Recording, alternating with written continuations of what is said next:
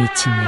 한마디를 내뱉고 그대로 방으로 사라져 버렸다. 나는 눈물을 흘리며 바닥에 흩어진 유리 조각들을 주웠다. 유리 조각 사이로 붉은 피가 뚝뚝 떨어졌지만 다친 팔보다 부모란 사람들이 돌아왔을 때 깨진 유리 때문에 혼날까 걱정이 앞섰다. 다친 상처로 책 잡힐까 두려워 상처를 휴지로 감아 붙인 후 옷깃으로 가렸다. 만약 그 여자에게 진실을 이야기한다 해도 오히려 날 타박했을 것이다. 진실은 그 여자가 나에게 손찌검을 하게 만드는 기회를 주는 것이었다. 이런 걱정에도 불구하고 내가 성인이 될 때까지 그 큰 상처가 있는지 아무도 몰랐다. 14살 어느 날 그 여자는 술에 취해 나를 불러 이런 이야기를 했다. 나는 네 친엄마가 아니야. 그리곤 연거푸 술을 들이키며 본인을 제외한 모두의 욕을 끝없이 해댔다. 난 생각에 잠겼다. 이제야 흩어져 있던 조각들이 퍼즐처럼 맞춰졌다. 3살 때 배고프다는 나에게 사탕을 주던 여자, 24시간 하우스에서 고스톱 치던 여자, 제대로 안 씻었다고 쫓아내던 여자, 본인과 같이 살 다른 사람의 아이를 보여주던 여자, 할머니 집으로 돌아간 6살 때 할머니 집 위에 있던 절로 안부 전화를 하던 여자, 그 남자의 결혼 사진을 가위로 자르던 할머니, 가위로 얼굴을 잘라낸 사진 속의 그 여자, 더 이상 절로 전화를 받지 못하게 하던 할머니. 그래서 이 여자는 우리에게, 하지만 아직 어린 나로선 그래도 나의 엄마였다.